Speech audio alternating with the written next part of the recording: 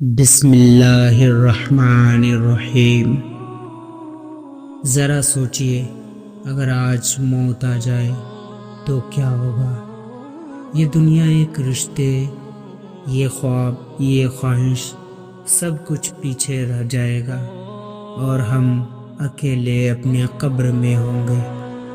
وہاں نہ دوست ہوں گے، نہ موبائل، نہ سوشل میڈیا، نہ وقت گزاری کا کوئی بہانہ، بس ایک اندھیرا، ایک وقت اور نقیرین کی سوالات۔ آج ہم گھنٹوں یوٹیوب، ٹک ٹاک اور سوشل میڈیا پر فالتو ویڈیو دیکھنے میں لگے رہتے ہیں۔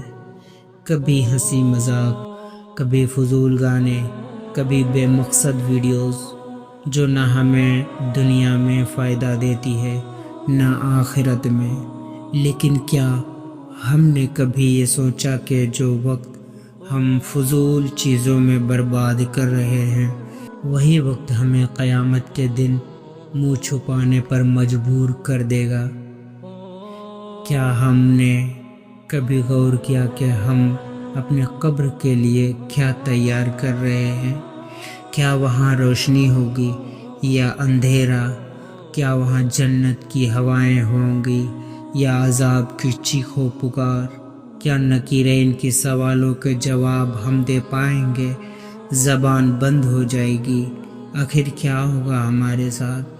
یہ کہانی ایک ایسی شخص کی ہے جو دنیا کی رنگینیوں میں مگن تھا، لیکن جب موت آئی تو وہ حقیقت سے دوچار ہوا۔ اس کے ساتھ قبر میں کیا ہوا، اس کے سوالات کے جوابات کیسے نکلے، یہ جان کر شاید آپ کی روح کانپ اٹھے۔ یہ کہانی کوئی عام کہانی نہیں، یہ ایک ایسی حقیقت ہے جسے ہر انسان کو ایک دن ضرور دیکھنا ہے۔ تو کیا آپ تیار ہیں اس راز سے پردہ اٹھانے کے لیے، یا پھر آپ بھی وقت ضائع کرتے رہیں گے یہاں تک یہ وقت آ جائے جب واپس کا کوئی راستہ نہ پہنچے؟ سوچو، اگر ابھی موت آ جائے تو تمہارا کیا ہوگا؟ میں ایک عام سا انسان تھا، دنیا کے دھن میں مصروف، زندگی کی دوڑ میں بھاگتا رہا، مگر دولت، کبھی شہرت، کبھی محبت کے پیچھے بھاگتا۔ مگر ایک دن میرے زندگی کا چراغ گل ہو گیا، آنکھیں بند ہوئی، سانس رک گئی اور میں اس دنیا سے چلا گیا۔ جب میرا آنکھیں کھلی تو میں خود کو ایک عجیب و غریب جگہ پایا۔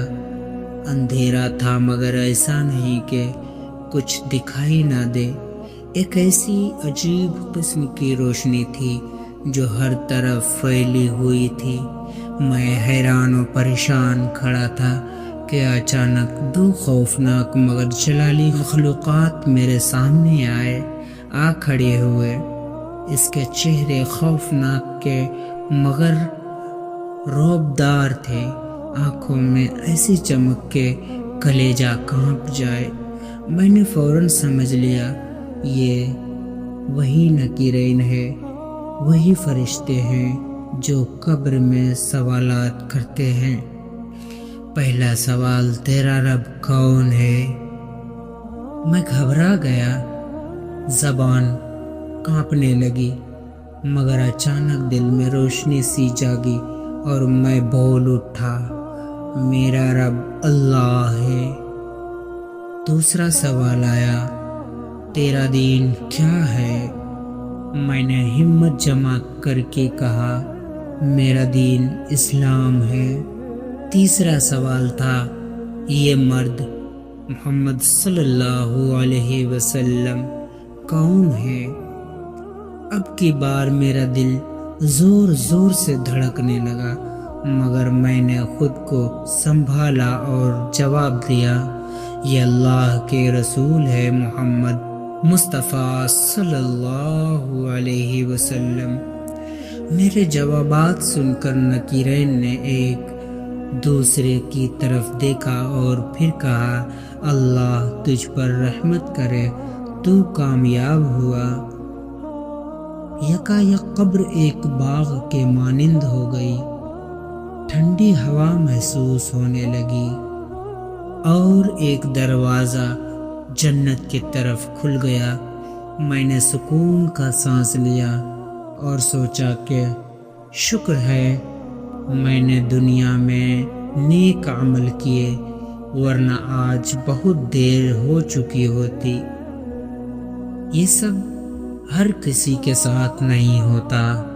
میں نے وہ بھی دیکھا جو میرے آنکھوں کے سامنے قبر میں ڈالے گئے اور ان کا انجام خوفناک تھا، جواب نہ دے سکے۔ ان پر قبر تنگ ہو گئی، اندھیرا چھا گیا اور فرشتے قہر کے ساتھ کہنے لگے یہ جہنم کے عذاب کا مزہ چکھے گا۔ ایک دروازہ جہنم کی طرف کھلا، وہاں سے شعلے نکل رہے تھے اور خوفناک چیخیں سنائی دے رہی تھی۔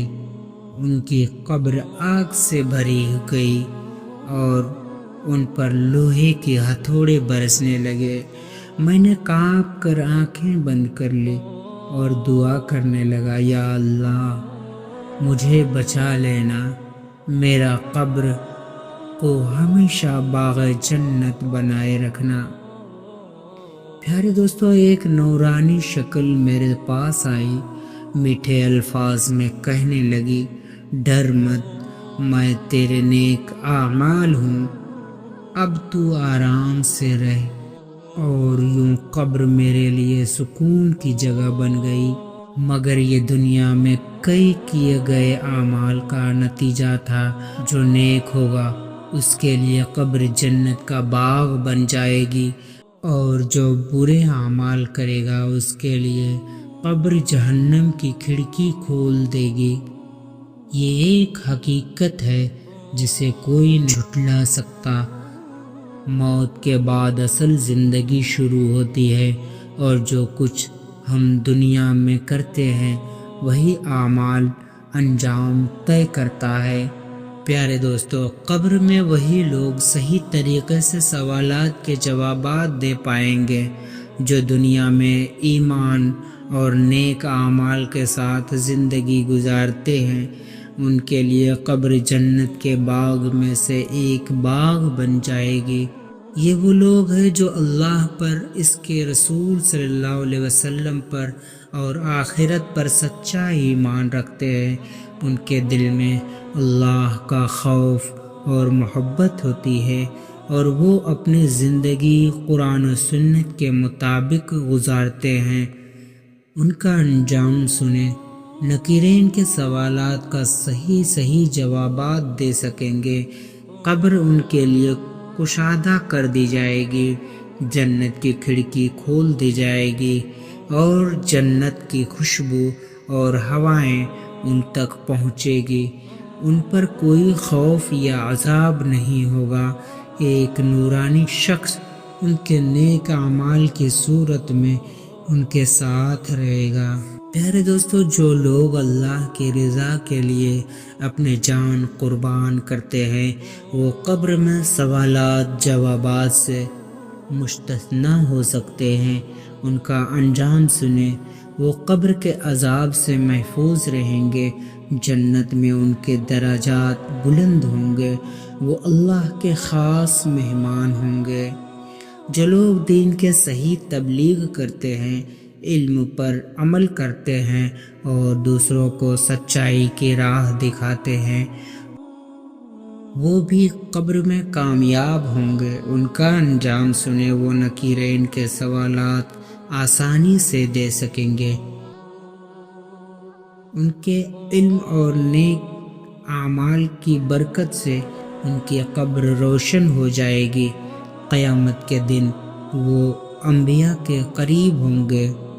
پیارے دوستو، جو لوگ ہمیشہ سچ بولتے ہیں اور اپنی زندگی صداقت کے اصولوں پر گزارتے ہیں، وہ بھی قبر میں کامیاب ہوں گے۔ ان کا انجام سنیں، نکیرین کے سوالات کا درست جوابات دے سکیں گے۔ اللہ کی رحمت اور سکون ان پر نازل ہوگا، اور قیامت کے دن نبیوں کے قریب ہوں گے۔